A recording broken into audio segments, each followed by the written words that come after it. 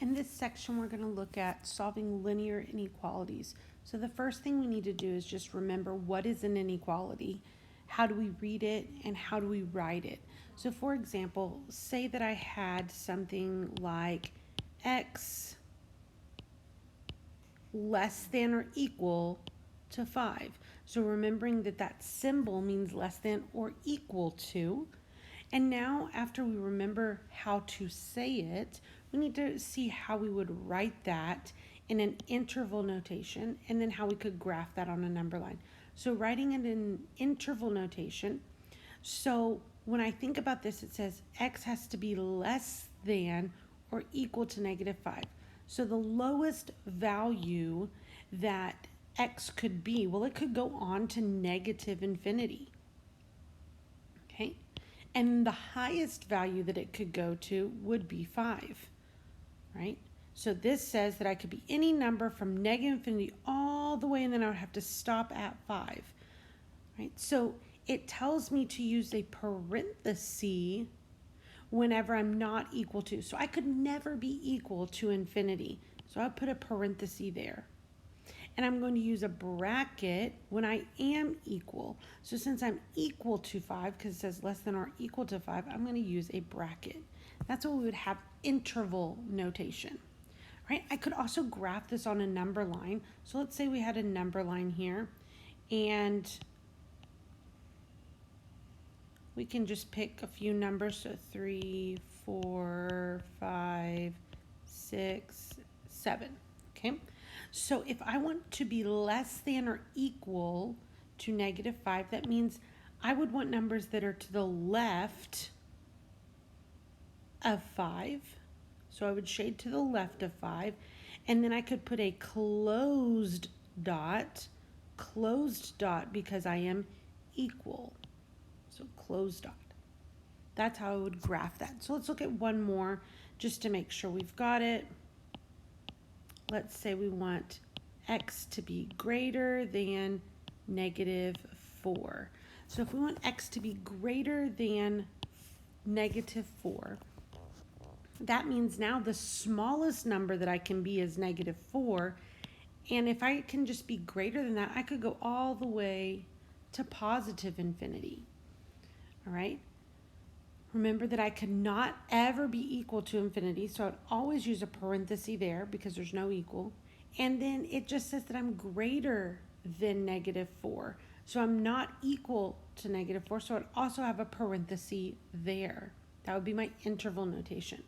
If I wanted to graph this, right, so let's get a couple numbers here, -6, -5, -4, -3, -2, all right? And I want to be greater than -4. So the smallest number that I could be is -4. I'm going to put an open dot on that because there's no equals.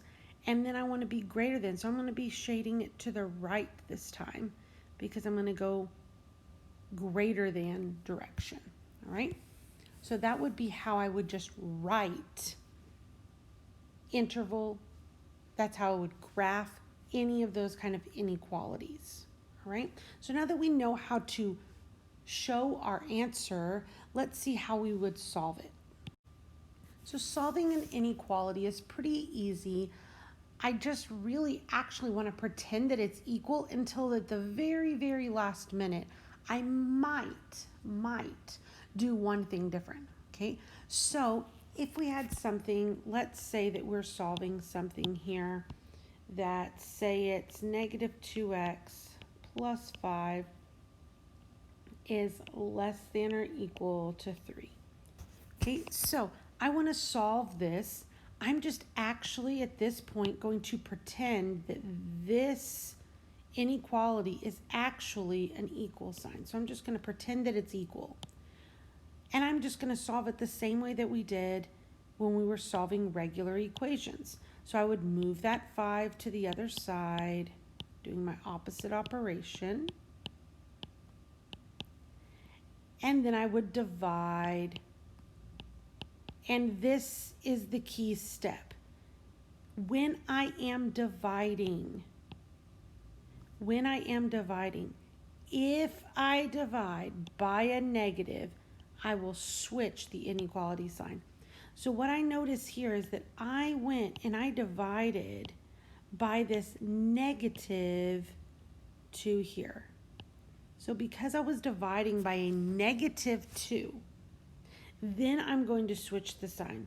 So what that's going to look like, I'm going to take this symbol and I'm going to reverse it. I don't add or remove an equal sign. All I do is I switch the direction of that symbol.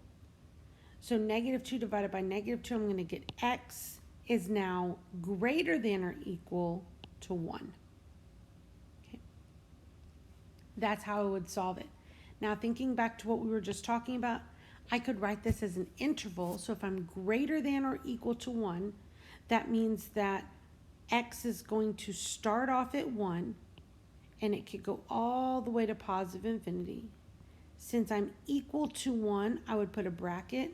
I can never be equal to a parenthesis, or excuse me, to an infinity sign, so I would use a parenthesis. Let's say I wanted to graph this. Let's say I have 0, 1, and 2. So on that 1, I would put a closed dot because it's equal. And I'm going to be going off to positive infinity there. Go off to positive infinity. All right. Let's look at another example. All right, so let's say that we have 7 plus 4x is less than, let's say, 13. Okay, so when I look at this, I'm going to pretend that it's equals. Okay, so I'm going to take this, I'm going to say, hey, let's just pretend for a second that it's equals, and I'm just going to solve it. All right, so let's do that. I'm going to move my 7 over. So I've got 4x less than 6. Then I'm going to continue to solve, so I would divide by a 4. Now remember, the division, that's the key step.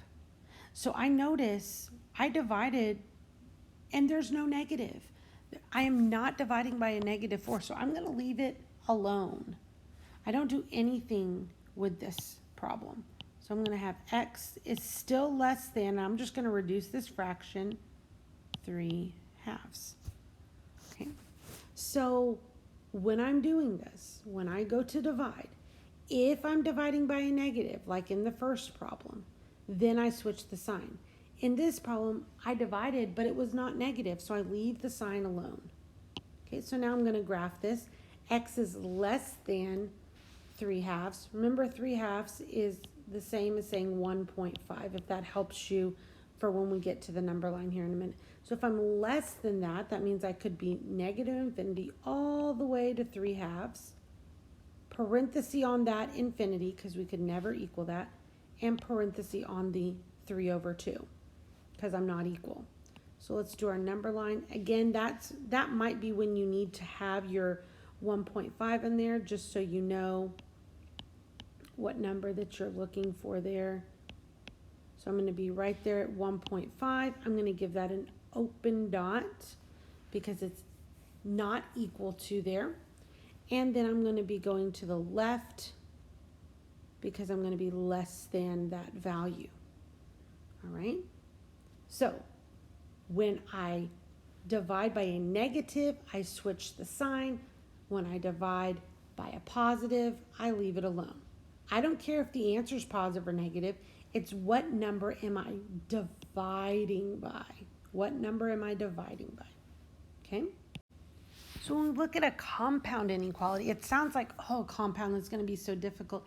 It's actually a little bit easier because I don't have to worry about, oh, where's the infinity? What's the lower bound? I don't have to worry about any of that, okay? It's going to look a little bit different. All a compound inequality is going to have is it's going to have two values of a bound. What that would look like, say I have something where I have 2 is less than 4x plus 6 is less than or equal to 10. Okay, so I notice here, this is what we call compound because I have a constant on either side. I'm bounded by two inequalities. Okay, now, just like we did before, remember we were going to pretend that this was an equal sign. We're going to do that on both sides. Okay, so I'm going to just pretend that I have two equal signs. Okay, no big deal.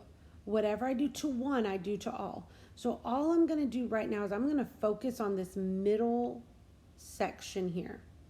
How could I get that x by itself? Well, I'm going to subtract 6.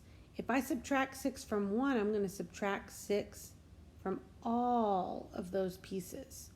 Okay, so kind of think about if I draw a line down those inequalities. Okay, whatever I do to the middle, I'm going to do to both sides. Okay, so I'm going to have a 4x still left inside there. 2 minus 6 is going to give me a negative 4. 10 minus 6 is going to give me a positive 4. Okay, now same thing again. I'm going to now need to get the 4 to go away, so I'm going to divide by a 4. Going to do that to all of those pieces. So now I have just an x in the middle, and I'm going to have a negative 1 on this side and a positive 1 on this side. Okay, so now we've got this compound inequality because x is being compounded between two inequalities. So this one's actually easier to write the final answer because I don't have to worry about any infinity. I'm just going to bring down this left number, comma, the right number. This left number does not have an equal, so it gets a parenthesis. This right number does, so it would get a bracket. If I wanted to graph this on a number line, I'm going to go from -1 to 1. At -1, I'm going to have an open dot. At 1, I'm going to have a closed dot. And this time, I'm going to shade between the two. Okay, so that's what a compound inequality would look like. Let's do one more, make sure that we really got it going on here. So let's say that I have a compound inequality to look like this. X plus 8 less than or equal to -5, or 2x plus 6 is greater than 10. You're thinking, whoa, well, it's not compounded between two. That's fine. This one's even easier because they're already separate. So I'm going to solve each of them by themselves. Each one separate. Same way we did in the beginning.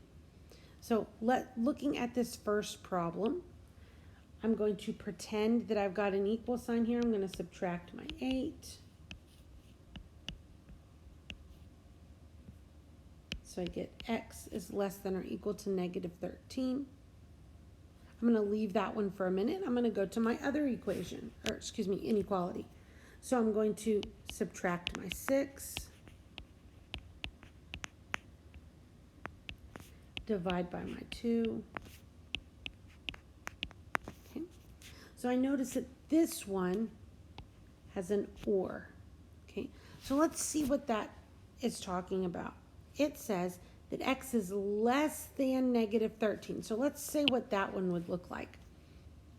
I'd be going from -infinity to -13, parenthesis on my infinity, bracket on my 13, right? Because there's an equal sign.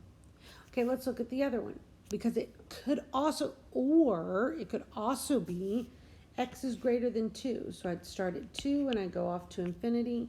Infinity gets a parenthesis, and so does 2 because there's no equal sign. And instead of writing the word or, I'm going to use a U to represent a union between those two statements. And that's how it would look as an interval. Let's say I wanted to graph this on a number line. And of course, it's not going to be drawn to scale. So let's say we have a -13 on this side, -14, -12.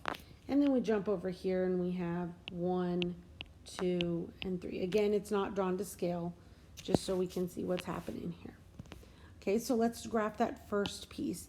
It says I'm going to be less than or equal to negative 13. So I'm going to put a closed dot on that negative 13.